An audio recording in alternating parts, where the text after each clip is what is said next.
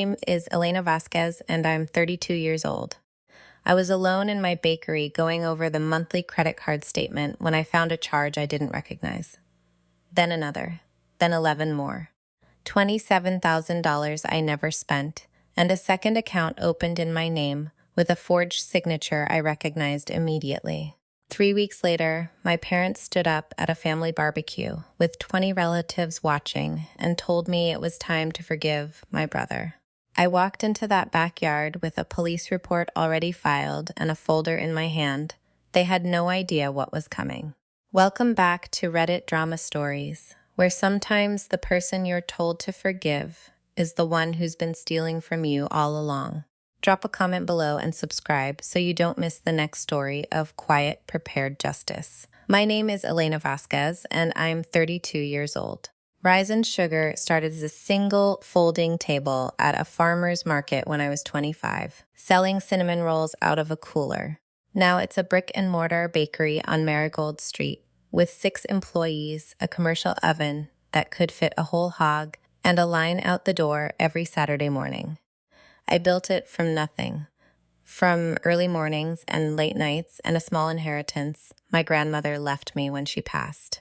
My grandmother, Louisa, was the one person in my family who believed I could make something of myself with my own 2 hands. She ran a tamale stand for 40 years, and when she gave me that inheritance, she pressed the check into my palm and said, "Mija, a thing you build with your own hands can't be taken away by anyone's words." I taped that check to the wall above my first cash register, and I've looked at it every day since. Carter is my younger brother by 2 years. Growing up, he was the golden child, charming, handsome, the kind of person who could walk into a room and make everyone feel like they were the center of his attention. He was also, from a very early age, utterly incapable of taking responsibility for anything. When he crashed my dad's car at 17, my mother said it was because the road was icy, not because he'd been speeding. When he dropped out of college after 3 semesters, she said the school didn't appreciate his creative spirit.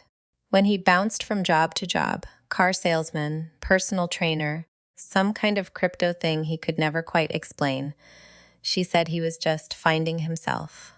Every failure was reframed as a learning experience, and every learning experience required a bailout. I learned early that my role was to be the reliable one, the one who didn't need bailing out. I got good grades, worked part-time jobs, never asked for money. When I told my parents I wanted to open a bakery, my mother said, "That's nice, Elena, but don't you think you should have a backup plan?" When Carter announced he was going to flip houses with no experience and no capital, my mother said, "He's got the vision. He just needs a little support." That support came in the form of a $10,000 loan from my parents' retirement account, which Carter never paid back. I didn't say anything. I was too busy building my own life to police his, but Carter always found his way back to me. Over the years, he'd ask for small loans, $100 here, $500 there. I gave him some of it, always telling myself it was the last time. When I finally stopped, he got angry. "You think you're better than me," he said once, standing in my bakery after closing, his voice loud enough that my assistant, Tessa, looked up from the register. "You've always thought that. You and your perfect little business." I told him to leave. He slammed the door so hard the glass rattled. That was 8 months before I found the charges. The morning I discovered the fraud, I sat in my office and laid out every statement, every receipt, every forged document. The pattern was clear. Carter had stolen my business credit card information, probably during one of his visits when I'd left my wallet on the desk while I ran to the front. The cash advances, the luxury purchases, the steakhouse dinner where he'd apparently treated a table of friends to a $900 meal on my dime. And then the second credit line, opened with a forged signature that was a clumsy approximation of my own, with a mailing address that went to a P.O. box I'd never heard of. The total was $42,000. That was more than my bakery's entire operating budget for 3 months. The impact was immediate and devastating. 2 days after I discovered the charges, I had to call my flour supplier, a family-owned mill called Grain and Mercantile that had extended me generous terms when I was first starting out. and tell them I couldn't pay the $3,800 invoice that was due. The owner, Mr. Halstead, was quiet for a long moment, then said, "Alina, we've always trusted you. Take whatever time you need." I knew he meant it, but I also knew that if I couldn't get current within a month, he'd have to cut me off, and without his flour, my signature sourdough, the bread that put rise and sugar on the map, would be gone.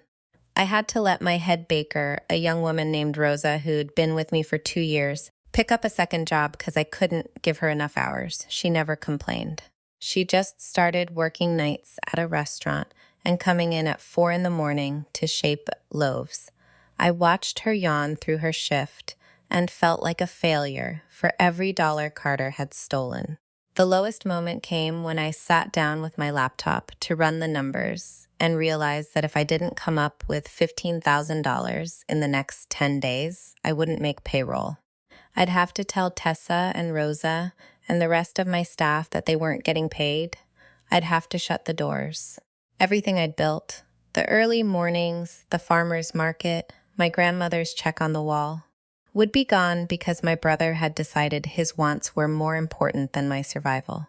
I didn't cry. I was too angry to cry. I just closed the laptop, walked to the front of the bakery, and looked at the line of customers waiting for their Saturday morning pastries, and I made a decision.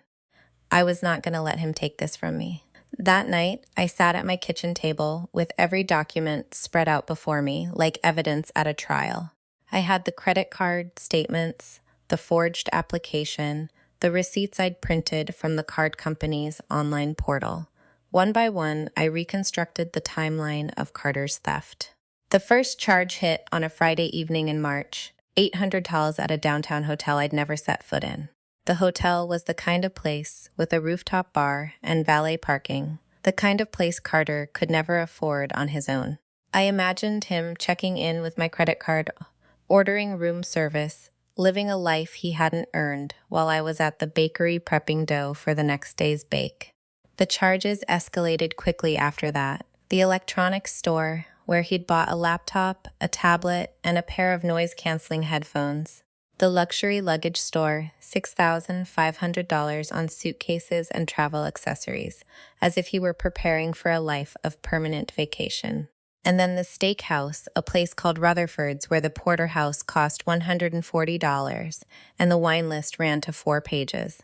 He'd taken someone there, a date maybe, or a group of friends, and he'd signed my name to the bill like it was nothing. But the charge that stopped me cold wasn't the most expensive one.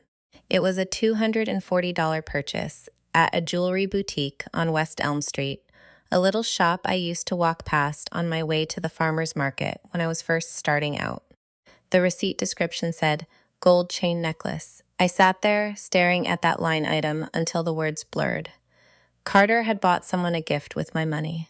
Not a necessity, not a bill he was desperate to pay, a gift. Something shiny and unnecessary, purchased on a whim with funds stolen from his sister's business.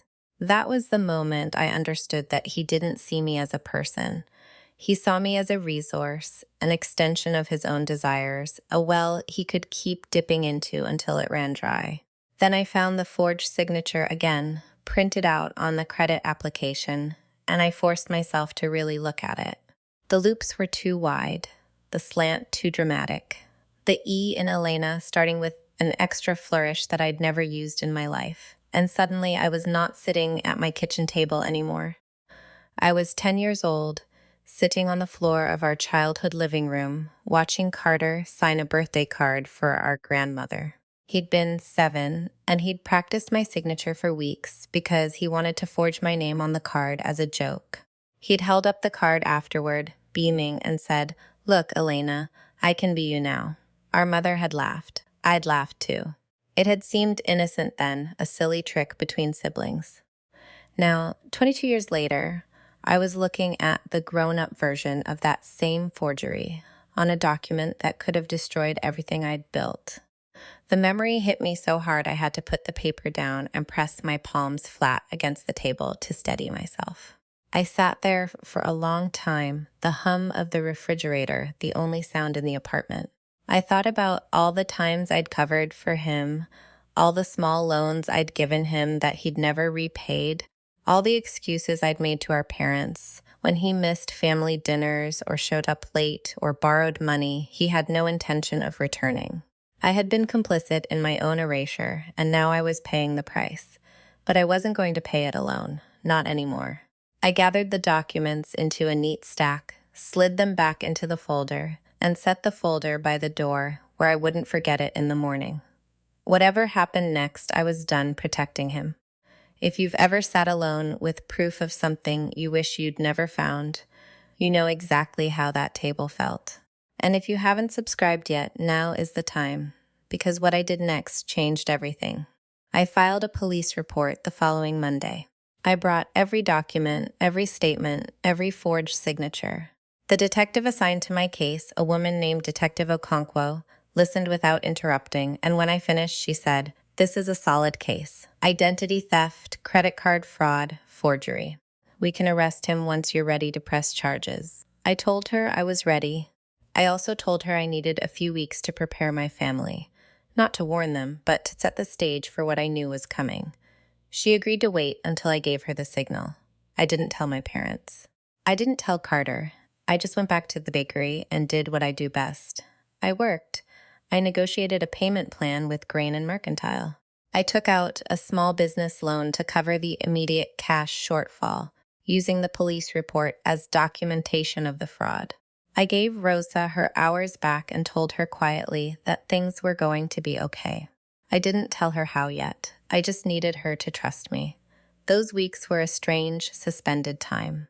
Every morning, I arrived at the bakery before dawn, fired up the ovens, and fell into the rhythm of the work, mixing, kneading, shaping, baking.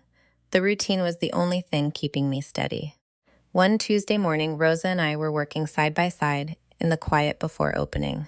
She was scoring loaves with quick, precise movements, and I was pulling trays of croissants from the oven. The bakery smelled like butter and yeast and everything I had ever wanted my life to be.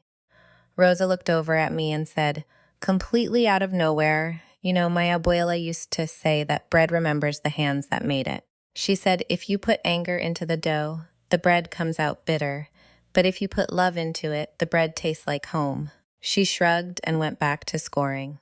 I don't know why I thought of that just now. I didn't answer, but I felt something loosen in my chest. Rosa didn't know about Carter, didn't know about the fraud or the police report or the barbecue that was coming. She was just talking about bread and grandmothers and the quiet magic of the work we did every day. And in that moment, I understood exactly what I was fighting to protect. Not just a business. A place where people like Rosa could show up and shape loaves and talk about their grandmothers without fear.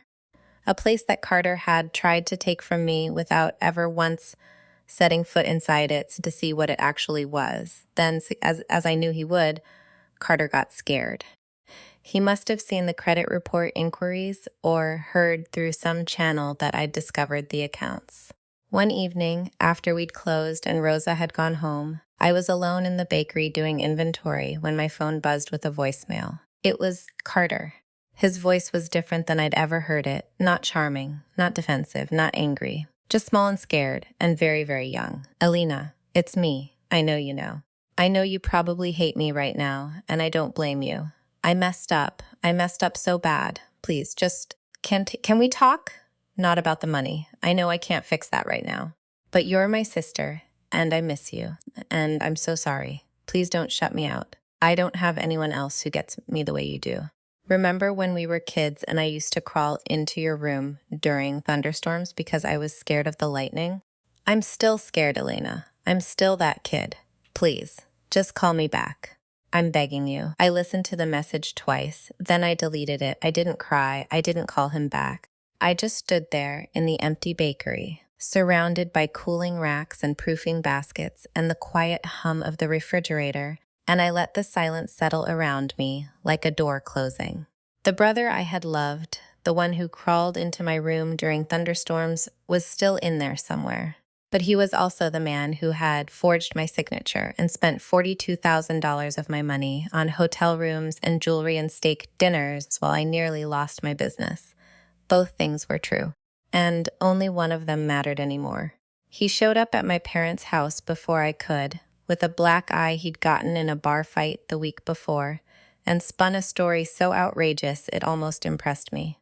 He told them I'd lent him the money willingly and was now trying to ruin him because I was jealous of his success. He told them I'd sent someone to threaten him that the black eye was my doing, that I was vindictive and cold and had always hated him. My parents believed every word. My mother called me the next day, her voice trembling with righteous fury. "Alina, your brother came to us last night. He was terrified. He said you're trying to destroy him over a misunderstanding. How could you do this? He's your blood. Blood doesn't turn its back on blood, no matter what." There it was, the line. I held the phone and felt something inside me go very still. "Mom, did Carter tell you what he actually did?" I asked. "He told us everything. He said you lent him money, and now you're trying to say he stole it. He said you're trying to have him arrested. Elena, you can't call the police on your own brother. This is a family matter. You need to forgive him and move on." I said, "There's going to be a barbecue at Aunt Rosa's on Saturday. I'll be there. And I'll do what you're asking in front of everyone." My mother paused, suspicious. "You'll forgive him publicly?" "I'll say what needs to be said. I promise." She took that as a yes. It wasn't. The night before the barbecue, I couldn't sleep. I sat on the edge of my bed with the folder on my lap, the same folder I'd been carrying for weeks, with the statements and the forged application and the police report. And I felt the full weight of what I was about to do settle over me like a cold blanket. I wasn't second-guessing myself. I knew Carter had left me no choice, but knowing something is necessary doesn't make it easy. I thought about a summer when we were kids, maybe 8 and 6, when our parents had taken us to a lake house for a week. Carter had been afraid of the water, too scared to go past the shallow end. So I'd held his hand and walked him out until the waves lapped at his waist. He'd looked up at me with that gap-toothed grin and said, "You're the bravest person I know, Elena." For years afterward, that had been our thing. Whenever one of us was scared, the other would say, "Brave like the lake," and it would make us both feel a little stronger. I don't know when we stopped saying it. I don't know when the boy who thought I was brave became the man who saw me as a mark. I looked at my grandmother's check, framed on the wall above my dresser, the one she'd given me to start the bakery, the one with her signature still sharp after all these years. She'd worked a tamale stand for 40 years, standing on her feet in the heat and the cold, saving every dollar, building something that couldn't be taken away. "Mija," she'd said, pressing the check into my palm, "a thing you build with your own hands can't be taken away by anyone's words." I had built Rise and Sugar with my own hands, and Carter had tried to take it. My mother had tried to erase it with a demand for forgiveness, but the check was still on the wall, the bakery was still standing, and I was still the girl who had walked her little brother into the deep water, even when he was too scared to go alone. I closed the folder. I put it in my bag. I turned off the light and lay down in the dark. I didn't sleep much, but I didn't need to. I was ready. The barbecue was at my Aunt Rosa's house, a sprawling ranch with a pool and a covered patio where the family gathered every summer. This year, there were at least 20 people there, aunts, uncles, cousins, family friends who might as well have been relatives. Carter was there, of course, working the crowd with his usual charm, his black eye now faded to a yellowish bruise. He had no idea what I was carrying. My parents pulled me aside as soon as I arrived. My mother looked relieved. "I'm so glad you came to your senses," she said, squeezing my arm. "This is going to heal everything. Just say you forgive him, and we can all move forward." My father stood behind her, silent. He'd been silent my whole life. But when our eyes met, something flickered in his expression, something that looked almost like recognition. He knew, I think. He knew Carter was trouble, had always been trouble. He just didn't know how to stop the machine my mother had built around him. After the meal, my father stood up and clinked his glass. The chatter died down. He gave a short speech about family, about sticking together, about how hard times reveal who your real people are. Then he said, "Elena has something she wants to say." I stood up. Every eye turned to me. Carter was sitting at the far end of the table, a smug, half smile on his face, waiting for his absolution. My mother was beaming. My father still had that look, the look of a man who knew something was wrong but couldn't name it. "Thank you all for coming," I said, my voice steady. "My parents have asked me to stand up here today and forgive Carter for what happened between us, and I want to do that. But first, I think everyone should know exactly what I'm being asked to forgive." I opened my folder. I pulled out the credit card statements, the forged application, the police report. I held them up one by one, describing each document in clear, simple terms. "This is my business credit card statement showing $27,000 in charges I never made. This is a credit line application signed with a forgery of my name for an additional $15,000. The total is $42,000. I discovered these 3 weeks ago. I nearly lost my bakery because of it. My supplier, Grain and Mercantile, had to wait for payment. My employee, Rosa, had to get a second job. I almost couldn't make payroll." The patio was silent. Carter's smile had vanished. He was staring at the papers like they might bite him. "I know who did this," I continued. "The handwriting on the forgery belongs to my brother, and I have filed a police report. The detective in charge of my case is ready to proceed with an arrest." Carter shot to his feet. "She's lying. She forged those herself. She's always been jealous of me. She's trying to set me up." He lunged toward the table, reaching for the folder, but my cousin Marisol stepped into his path and planted a hand on his chest. "Sit down, Carter," she said, her voice low and hard. "Let her finish." I looked at my mother, who was frozen, her face a mask of disbelief. "You told me blood doesn't turn its back on blood," I said. "But blood shouldn't steal from blood either. I'm not asking for anyone to take my side. I'm just asking you to see what's in front of you." Before anyone could respond, the doorbell rang. My aunt, looking bewildered, went to answer it. She came back a moment later with Detective Okonkwo and 2 uniformed officers behind her. The detective scanned the patio, spotted Carter, and walked toward him. "Carter Vasquez, you're under arrest for identity theft, credit card fraud, and forgery," she said, as one of the officers took his arm. Carter started shouting, something about how I'd set him up, how this was a mistake, how he'd get a lawyer. The words blurred together. My mother began to cry.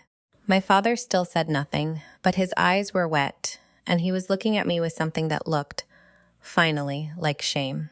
Marisol walked over and sat down beside me. She took my hand and said, loud enough for the table to hear, "I believe you, Elena. I've seen the way he treats people.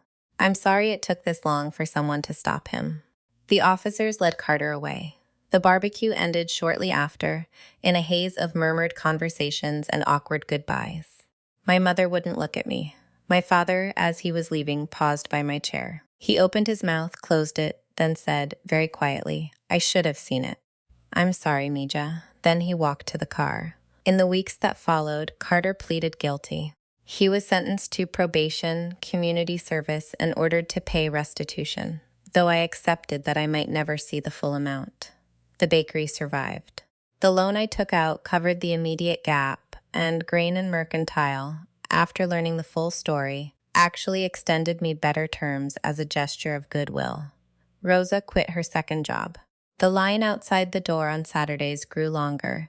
My mother and I didn't speak for months. When she finally called, her voice was stiff and formal, and she never quite apologized. But she stopped asking me to forgive Carter. That was something. My father, though he started showing up, not with speeches or grand gestures, but with small, steady acts.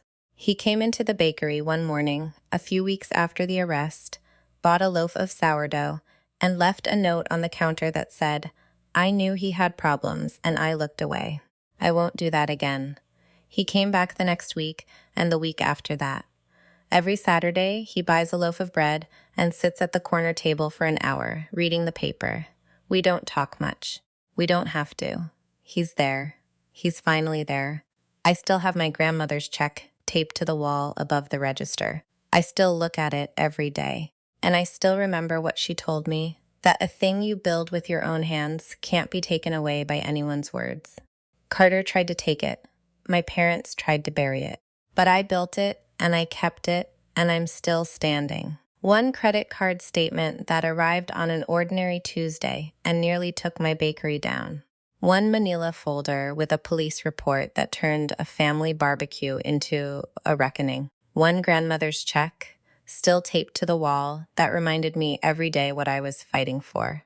If you've ever been told to forgive someone who never even said sorry, you know how hollow that demand feels. But you also know that protecting what you've built is not the same as turning your back on family. It's turning your face toward the truth and refusing to flinch. What's something you've had to protect from someone who should have been protecting you? And tell me in the comments. I read every single one, and I'd love to hear your story. If this video meant something to you, share it with someone who needs to hear it tonight. Subscribe to Reddit Drama Stories, and I'll see you in the next one.